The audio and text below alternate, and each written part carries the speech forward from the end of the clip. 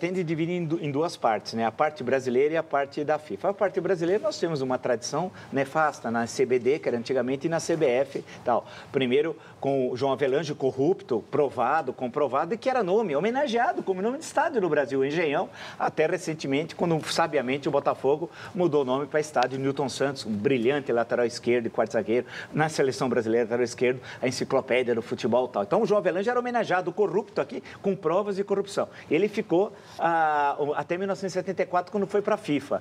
Aí houve um interregno com alguns outros presidentes aqui, depois veio o Ricardo Teixeira, né? Que é casado com a sua filha, e que é outro corrupto, comprovado, etc. Tal. Aí a sucessão do Ricardo Teixeira foi recente, isso depois de passar 2 décadas, foi o Marinho.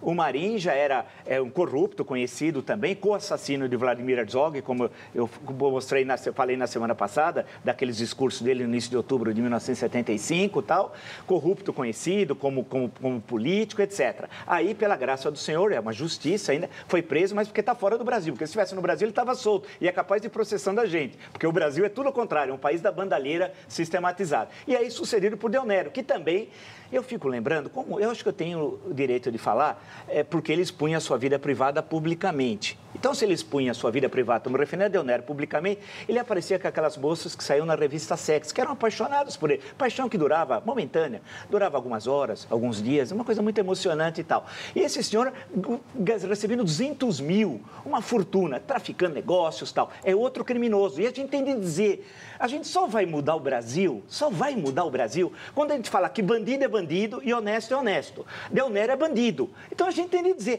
ele é poderoso, ele é advogado, tem relações e não sei aonde. E não me interessa com quem ele tem relações, é corrupto. E o Bom Senso, que é o movimento dos jogadores, muito bem está colocando a questão renúncia imediata. Quer dizer, eu entendo fazer a limpeza aqui, para depois propor fazer a limpeza lá fora, na FIFA, né? E o Blatter continua como presidente, vai lembrar até dezembro, quando deve ocorrer eleições. Então, acho que a gente tem de combinar as duas coisas. Esse é um grande momento dos homens de bem, não só da CPI no Senado, acho que dos cronistas esportivos especialmente, de todos nós que gostamos de futebol, colocar para fora os corruptos que estão há muito tempo destruindo o futebol brasileiro.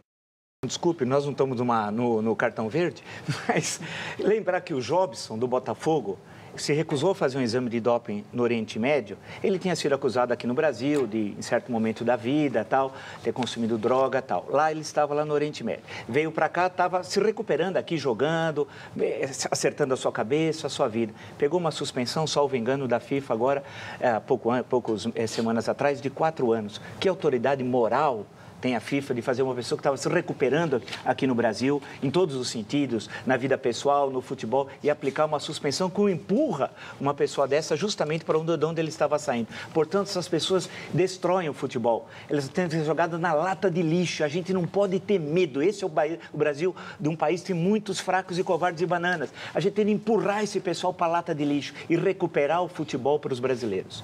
Em vez de cartão verde, nós vamos montar um quadro que chama de cartão vermelho, filha, porque a gente só critica o futebol, né? Não, temos belíssimos jogadores. Nas 4 linhas é uma coisa, o duro é fora.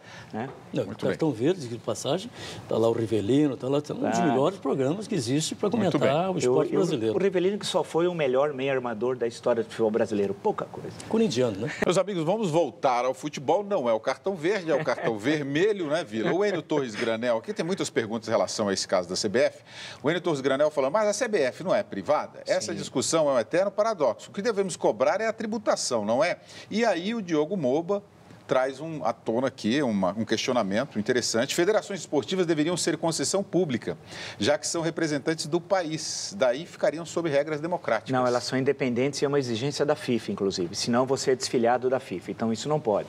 Agora, a segunda questão é criar a Liga dos Clubes. O Clube dos 13 parece que caminhava para isso, acabou não indo. Em toda a Europa, você tem as confederações cuidam das seleções nacionais, né, das várias, sub-17, sub-20, etc. Né? E os clubes têm a Liga. Por isso que dá certo aquele êxito que se tem hoje na Europa e tal. A criação da Liga dos Clubes, ela é essencial. As federações estaduais são um desastre também. A Federação Paulista é uma delas. Ninguém sabe quem é o nome do presidente da Federação Paulista. Eu duvido que alguém falar o nome hoje para mim de manhã, eu nem sabia quem era o sujeito tal, porque não tem tradição, história no mundo do futebol. Portanto, a criação de ligas é essencial. E uma última questão, é privado, é verdade, mas recebe recursos públicos indiretamente. Basta ver a Copa de 2014.